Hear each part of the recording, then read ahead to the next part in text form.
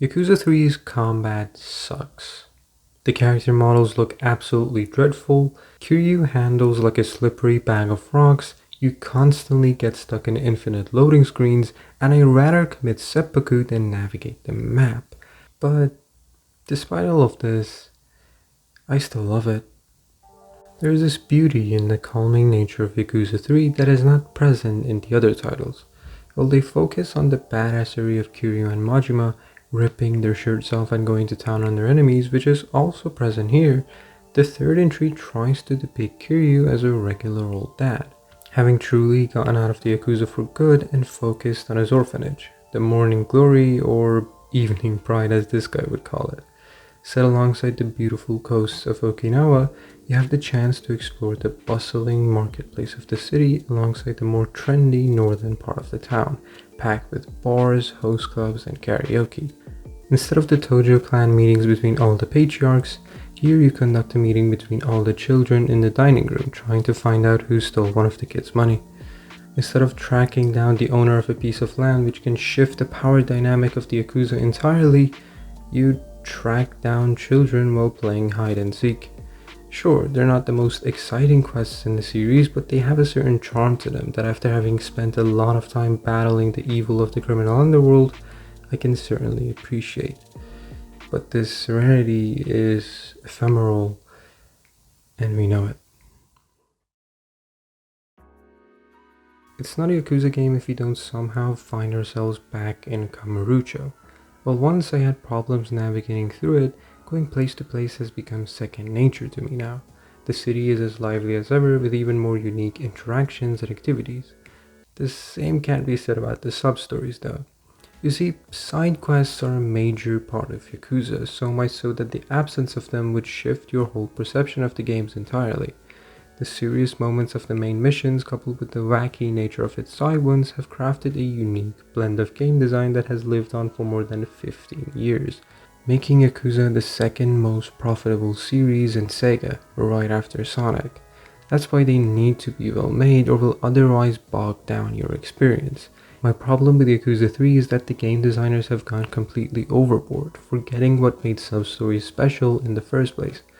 Back when 3 came out, it served as a modern standard of video game graphics, going above and beyond the two titles before it.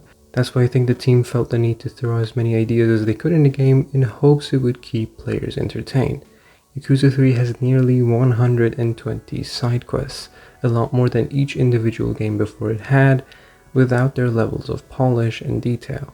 There are definitely ones that have stuck in my mind, of course, like the side quest talking about me, exploring themes like gender identity disorder through our main character Kiryu and a trans woman named Ayaka. Mind you, this came out in 2009, in Japan. Or this other one where you mow down samurai with a sword as part of a movie, or this other one where you have to find the secret of a mori buried deep near Kiryu's home. Again, it does have its moments, but I ended up completing about 60% of it, leaving me to wonder how many of my favorite sub-stories did players miss, or how many did I miss, due to the avalanche of go here and beat this guy ones. And even those beat 'em up ones are not enjoyable because of the awful combat. Ooh, we're gonna talk about the combat, aren't we?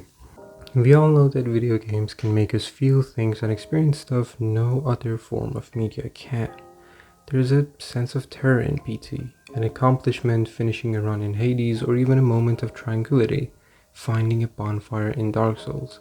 And there's also this moment of sheer uncontrollable rage, where you're surrounded by tons of people with tasers, and they keep hitting you on and on to the point where you can't get up. Like, come on man, how the fuck am I supposed to fight this guy?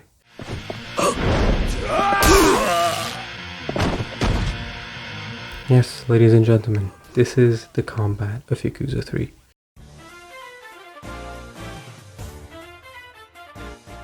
While it gets more tolerable towards the end, the gameplay genuinely made me think about quitting in the first few hours.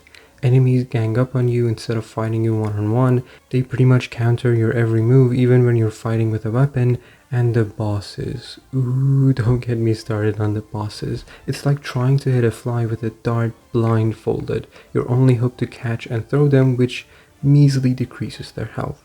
Look at this. Look at this? How the hell are you supposed to fight?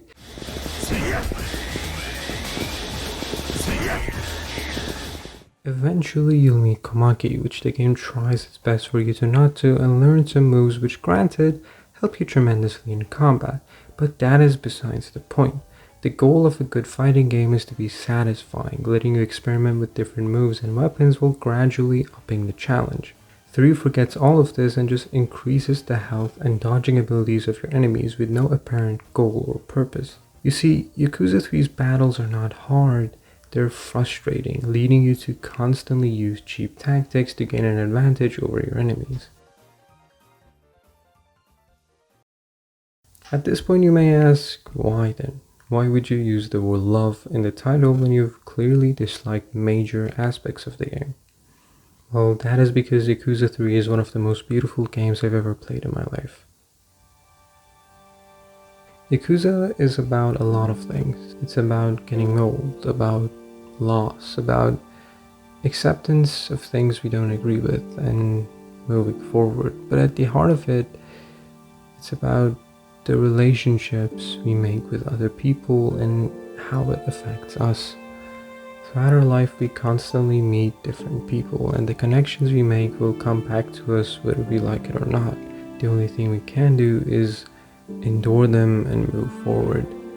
Life is cruel and difficult, but it is through other people where we find the light and joy in it, giving us the reason to move forward. And that's why it has sold 14 million copies. Let's go!